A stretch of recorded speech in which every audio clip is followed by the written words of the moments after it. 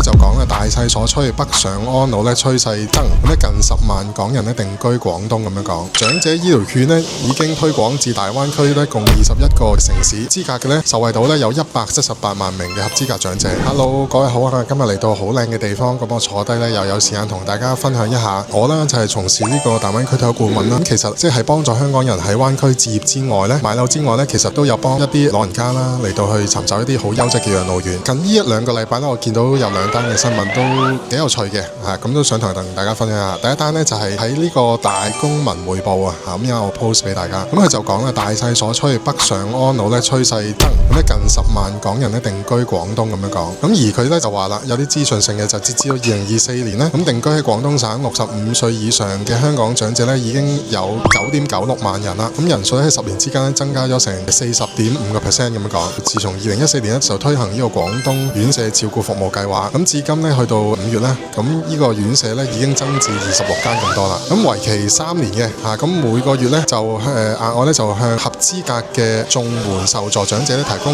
額外咧5000蚊嘅資助，名額有1000個咁多。咁而咧仲不特止喎，長者醫療券咧已經推廣至大灣區咧共21個城市，資格嘅咧受惠到咧有178萬名嘅合資格長者。咁去年底咧就更加推行為期2年嘅醫療補貼試行安排啦咁樣。咁長者喺大灣區任何嘅醫保嘅定點咧都可以嚟去睇醫生，咁咧自費啦，咁跟住就申請翻補貼。咁門診同埋住院都有嘅，咁上限咧係人民幣1萬蚊同3萬蚊。咁不特止喎，仲有一啲嘅政策嘅優惠喎，就係廣東院舍計劃同埋福建計劃啦，就即係話呢個長者生活津貼咧，咁係有廣東計劃同埋福建嘅計劃嘅，即係話住喺廣東省嘅長者咧都可以申請到長者生活津貼，咁咧就唔需要咧翻香港咧嚟到去領取呢筆嘅援助，咁政府咧就直接打錢入去咧去銀行戶口就已經得啦。哇，咁你聽到好多呢啲咁嘅有利嘅即係政策啊，咁都係推動緊咧好多長者嚟到去北上安老，咁嚟到吸引無論係錢方面啦、便利方面啦，都係大大提升嘅。係啦，咁你聽到喂咁好正喎，究竟係咪已經好多長者一窩蜂咁上去嚟到去退休安老呢？咁樣，咁我睇到另一度嘅新聞啦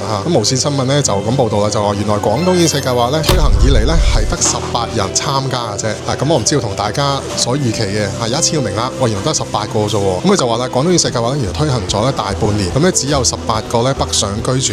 咁係咩原因呢？咁就係長者擔心唔適應啦，第二就擔心醫療方面嘅問題。政府咧去年10月咧就推出廣東養老嘅計劃啦，咁樣名額咧有1000個。咁但係隨住呢個援助之外啦，咁仲有咧係5000蚊嘅資助嚇。頭先嗰篇報道都有講啦，即係合共咧原來每個老人家咧有成9000蚊咁嚟到去使喎。喂，9000蚊都唔少啦咁樣。咁老人家滿唔滿意啊？咁咧有一個受訪嘅伯伯咁就講啦，就話喂，環境相當滿意啊，當然比香港嘅院舍大好多啦。我唔知大家有冇去過香港嘅一啲院舍去了解一下。佢話以我一個人嚟到計咧，可以入住單人房，咁相當寬敞啊，差唔多成400尺。我一個老人家400尺嘅房間，有廳啦、有房啦、有廚房、有浴室，哇，咁好理想喎。咁但係咩原因呢？咁即係安老院舍嘅負責人就講啦，就話喂，呢啲院舍咧真係好理想啊，酒店式嘅服務。咁但係原來咧唔係5000蚊搞得掂嘅喎，咁就好多退堂鼓啦咁樣。究竟佢推動成點呢？我下一期再同大家講。